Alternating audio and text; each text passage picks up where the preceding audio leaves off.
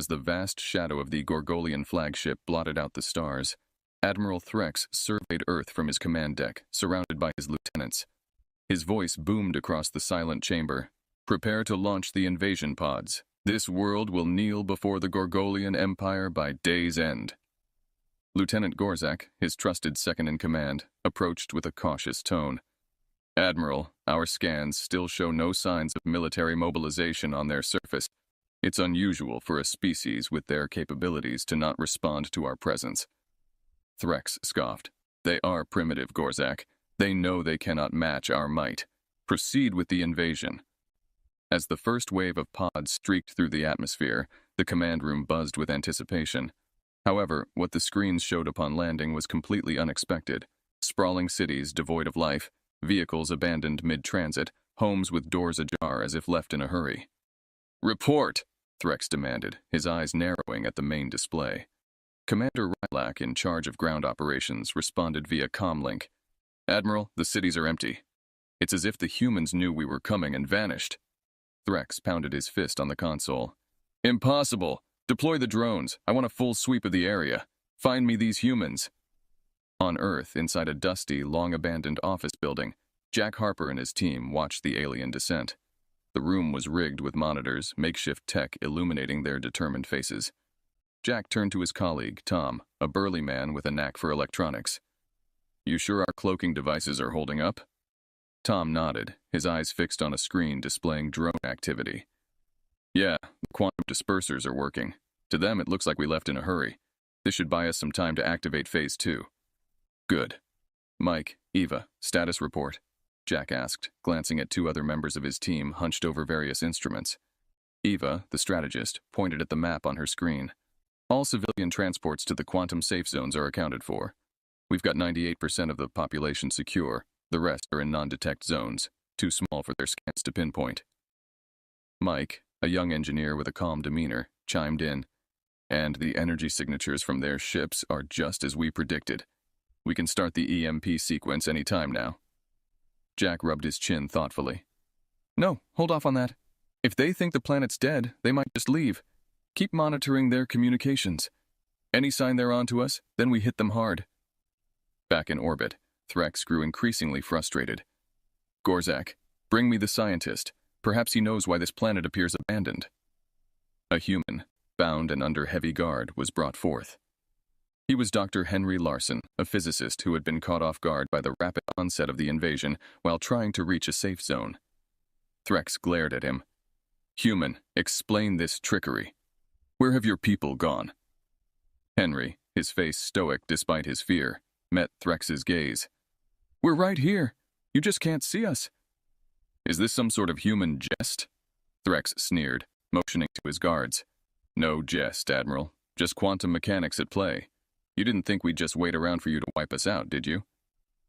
Threx's eyes widened with the realization that the humans had outmaneuvered him somehow, using technology he hadn't anticipated. "Secure him. He might prove useful." As Threx turned to consult with his officers across the dimensional divide, Jack and his team prepared for the long resistance ahead, ready to defend their hidden sanctuaries against the alien threat that now hunted them in their own vanished world. Inside the dimly lit command center, buried deep under what was once the bustling city of Denver, Jack Harper paced before a large digital map displaying the global status. Every few seconds, a red dot would blink out, a sign that another group of survivors had successfully made it to a quantum safe zone. Tom glanced up from his workstation, breaking the silence. "Jack, we're almost there. The last of the groups are entering the final phase of displacement." Jack nodded, his mind racing with plans and contingencies. "Good. Keep monitoring any alien communications. Anything they might figure out could expose us." Across the room, Eva was liaising with safe zone coordinators via secure channels. "All zones are reporting green statuses, Jack. Our quantum veil is holding strong, but we can't predict for how long." Jack approached her station, his expression stern yet hopeful. "It's working for now, and that's what matters. Our advantage lies in staying hidden and misdirecting them. Let's keep it that way." The tension was palpable as Mike interjected. "There's something else you need to see, Jack." He motioned for the group to gather around a smaller screen, which displayed intercepted alien transmissions. "They're confused, but getting more aggressive in their tactics. Looks like they're not leaving anytime soon, Mike reported, analyzing the patterns of the transmissions. Jack rubbed his temples, the weight of leadership heavy on his shoulders.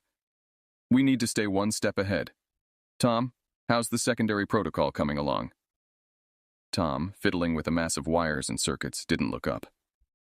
The EMP tech is almost ready. We can launch a blackout to their flagship if they make a move towards any of the safe zones. Jack's gaze then shifted to a framed photo on the wall, a younger version of himself with Dr. Charles Bennett, the pioneer behind quantum displacement theory. His mentor's teachings were now the backbone of humanity's survival strategy. Charlie always said, "Invent the future you desire." That's exactly what we're doing here. Suddenly, a sharp beep sounded. Eva pointed at a blinking light on her console. We've got a problem. One of our safe zones near the Rockies is showing fluctuations. It looks like a cloaking failure. The room tensed up as Jack quickly assessed the situation. Mike, Eva, get a tech team on this now. Use the tunnels. And Tom, get the EMP ready, just in case. Outside the safety of their hidden command center, the world seemed to hold its breath. The Gorgolians, with their advanced technology and formidable presence, continued their search, unaware of the invisible web of resistance weaving around them. Back on the Gorgolian flagship, Admiral Threx was losing patience. He stared down at Dr. Larson, who had so far revealed little. Your quantum tricks won't protect you forever, human.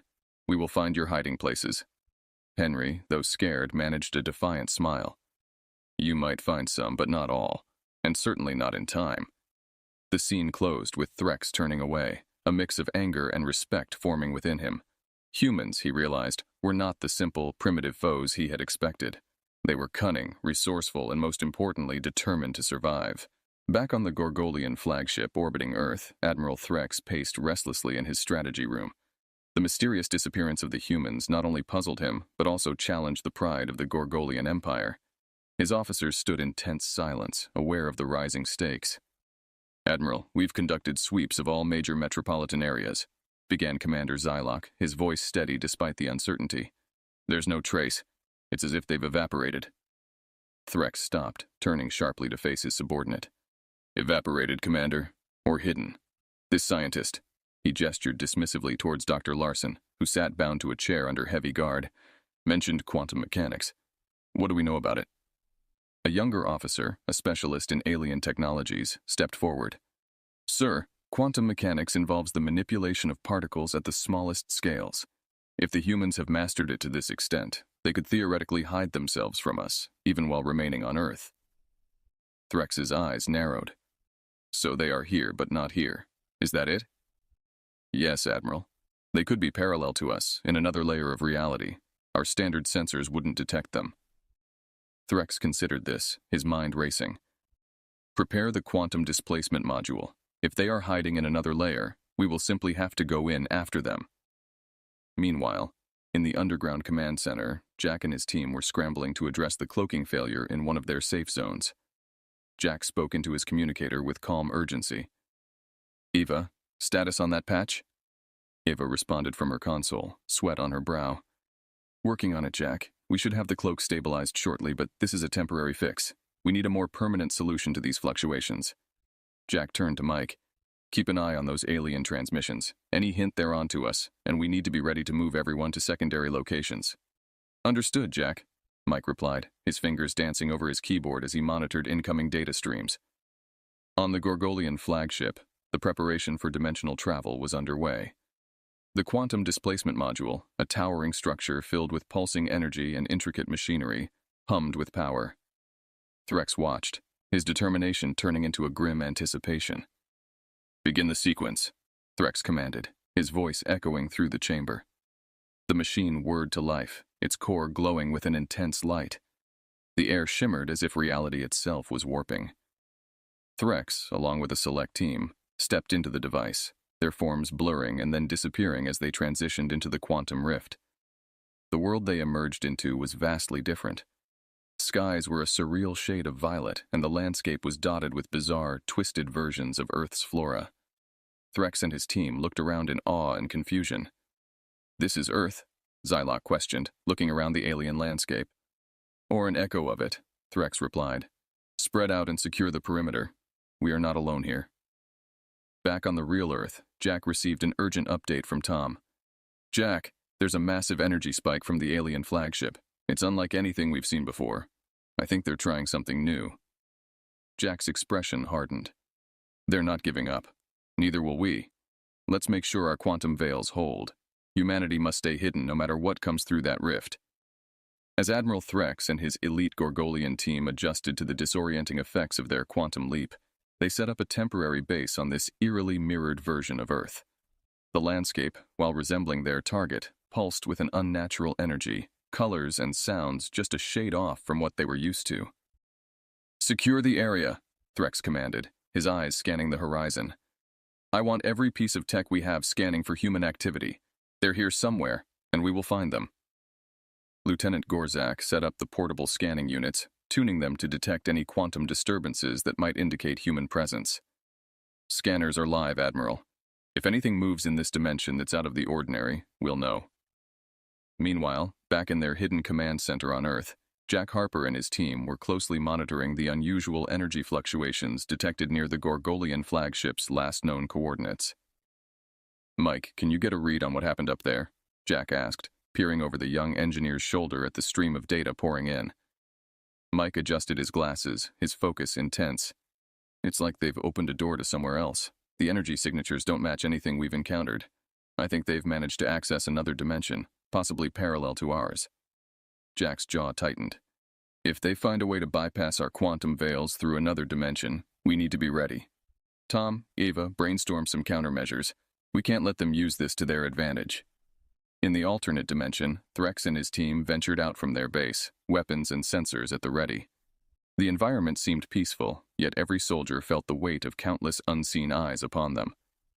"Admiral, we're picking up something," Gorzak announced, gesturing to his handheld device which was pinging rhythmically. "It's weak, but definitely artificial. Could be a human tech signature." "Lead the way," Threx ordered, following Gorzak as the signal grew stronger.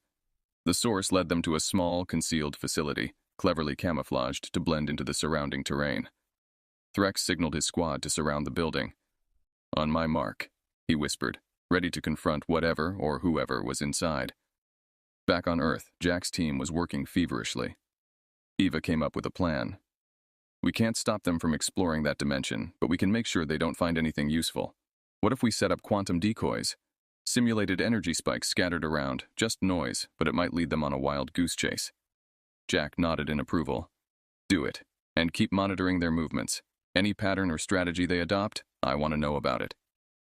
In the alternate dimension, Threx's team breached the facility only to find it empty, save for several high-tech devices humming quietly, decoys, as Ava had proposed.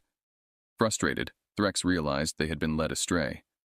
"Another dead end," muttered Gorzak, scanning the empty room.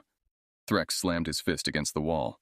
"Keep searching. They can't hide forever. Not here, not in their own world, and certainly not in this one." As the Gorgolian forces regrouped and continued their search, Jack and his team watched their futile efforts from afar, their determination hardened. Every move the Gorgolians made, every strategy they tried, was anticipated and countered. "This isn't just about survival anymore," Jack said to his team, a fierce glint in his eyes. "It's about protecting our future, in every dimension it might exist." In the alternate dimension, Admiral Threx's frustration mounted as his team's efforts to locate the humans turned up nothing but cleverly crafted decoys. The landscape, though resembling Earth, was strangely deserted, playing tricks on their senses and making their mission all the more maddening. "Admiral, the latest scans still show no substantial human presence," reported Commander Zylok, the data from his device casting a pale glow on his determined face. "It seems they are either extremely well hidden or what, Commander? Speak," Threx demanded, his patience wearing thin. "Or they are aware of our presence and are avoiding direct engagement," Zylok concluded, wary of his leader's growing ire. Threx paced before the holographic map, his mind racing. "If they know we're here, they'll be preparing their defenses. We need to change our tactics. Initiate guerrilla warfare protocols, hit and run, sabotage, spread out, and keep them guessing." Meanwhile, back in the primary dimension, Jack Harper was orchestrating a similar strategy.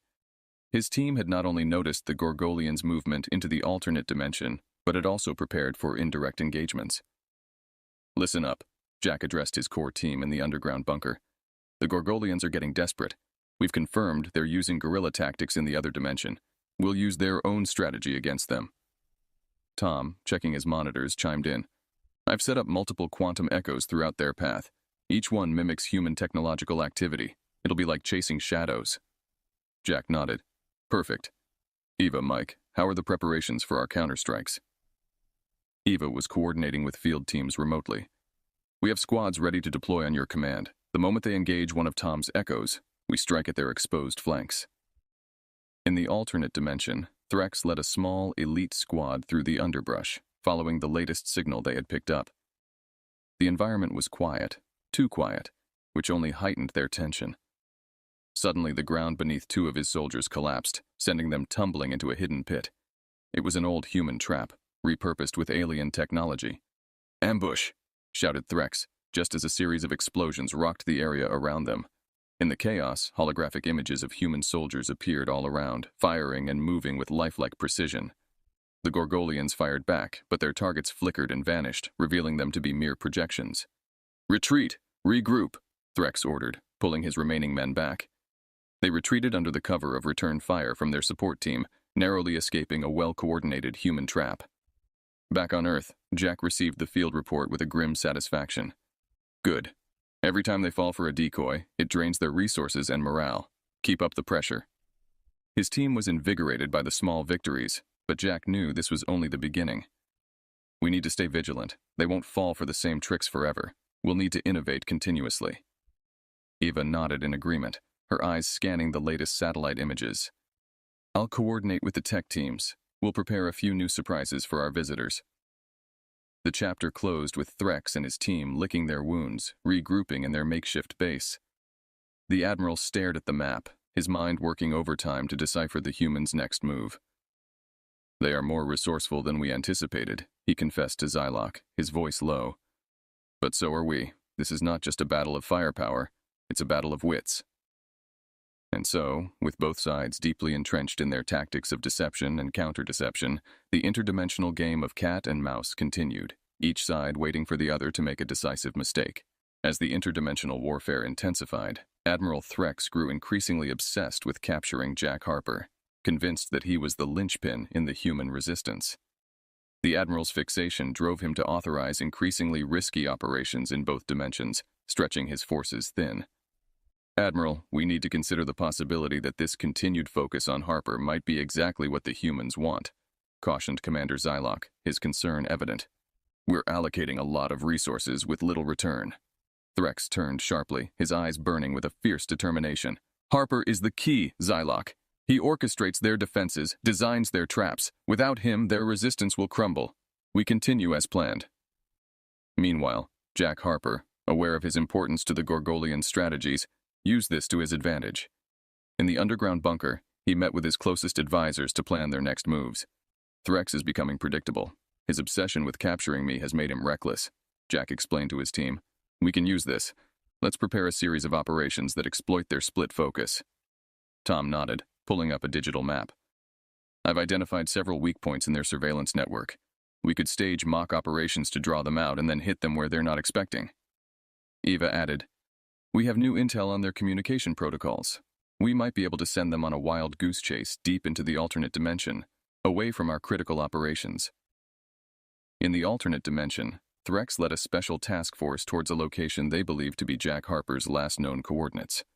The landscape was riddled with anomalies, making navigation treacherous and their technology unreliable. As they advanced, the ground team encountered what appeared to be a small human outpost. Threx ordered his troops to surround it, ready for a direct assault. This could be it. Prepare to capture anyone inside, alive if possible, he commanded. However, as the Gorgolians breached the perimeter, they found the outpost deserted, with signs of hasty abandonment. It was another decoy, equipped with recorded human activity and heat signatures to fool their sensors. Another diversion, growled Threx, slamming his fist against a wall. Harper is mocking us. Back on Earth, Jack monitored the operation's progress, a slight smile playing on his lips. They took the bait. Execute Phase 2, he instructed his team.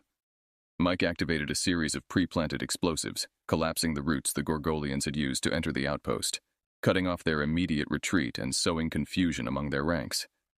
In the chaos, Jack's guerrilla teams launched a coordinated attack, striking from concealed positions. The Gorgolians, caught off guard and disoriented, suffered heavy casualties before managing to retreat back to their dimension, their mission a failure. After the skirmish, Threx regrouped with his commanders, his expression grim. "We underestimated them again. Adjust our tactics. Harper is clever, but he is not invincible. We need to think like him." Meanwhile, Jack met with his resistance leaders, reinforcing the need for vigilance and continuous innovation in their tactics. Today was a victory, but it's just one battle. Threx won't stop, and neither will we. Stay sharp and keep evolving our strategies. The chapter closed with both sides licking their wounds, regrouping and reassessing, their resolve hardened. The hunt for Harper had become more than just a military objective. It was a personal crusade for Threx, and for Jack, it was a rallying cry to keep his people safe and free. As the interdimensional war dragged on, Admiral Threx's forces found themselves caught in a grueling cycle of attrition. Each strike against the elusive human targets drained more of their resources and morale. Back on the Gorgolian flagship, Threx faced growing dissent among his ranks. "Admiral, we need to reconsider our strategy," Commander Zylok urged, standing firm despite Threx's intimidating presence. "Continuing this way will only lead to more losses without significant gains." Threx, his features set in a stern mask, replied coldly, "I will hear no talk of retreat. We are Gorgolians, we do not falter. Prepare for another assault." However, the murmurs of discontent grew louder, fueled by the latest failed mission, which had been a devastating ambush orchestrated by Harper's forces. Many soldiers were questioning the wisdom of their relentless pursuit, and their confidence in Threx's leadership waned. On Earth, Jack Harper and his team capitalized on this momentum. "The Gorgolians are stretched thin. It's time to push harder," Jack declared during a strategy meeting.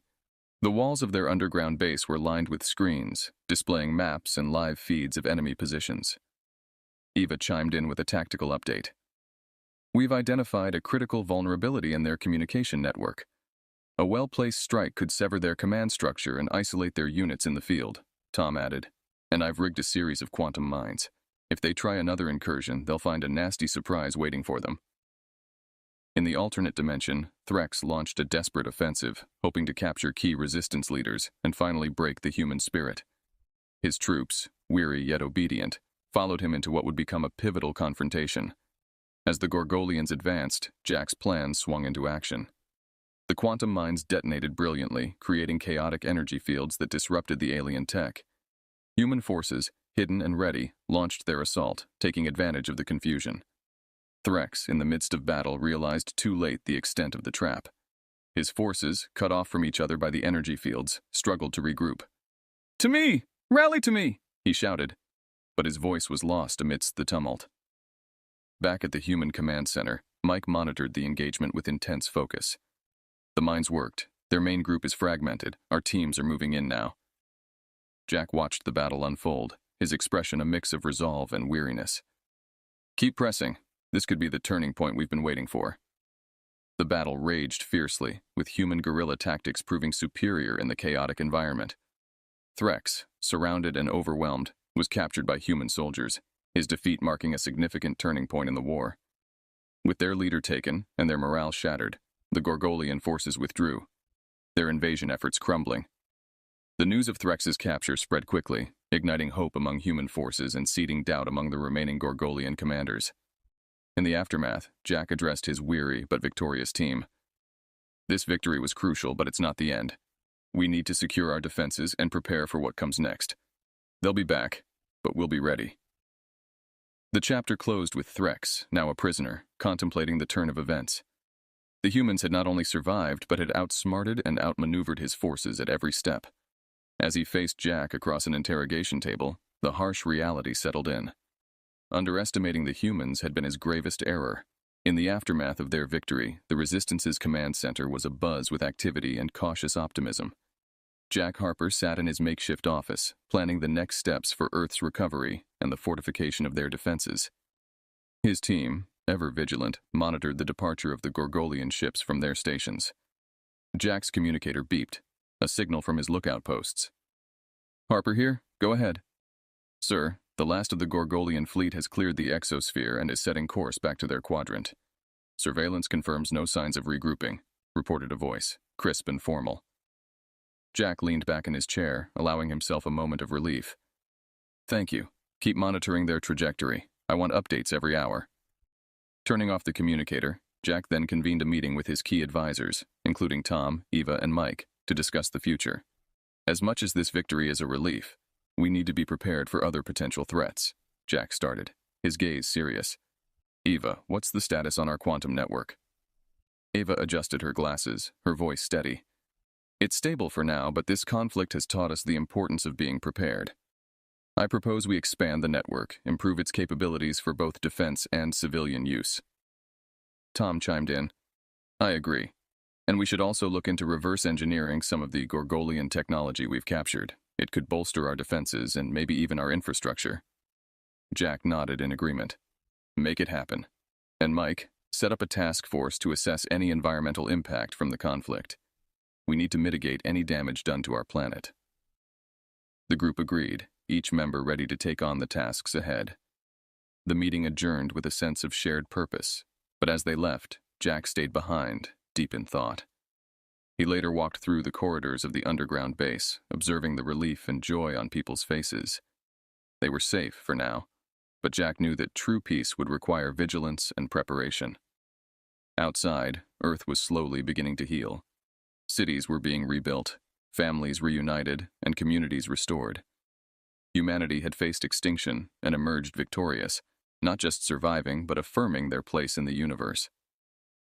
Jack stood at a viewpoint overlooking the recovering cityscape as the sun set, casting a golden glow over the land.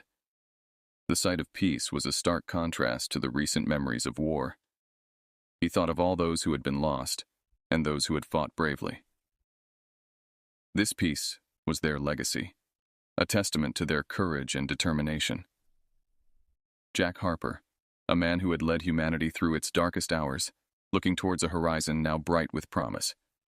Under his leadership, Earth would not seek revenge, but rather a chance to build a future where such a conflict would never happen again.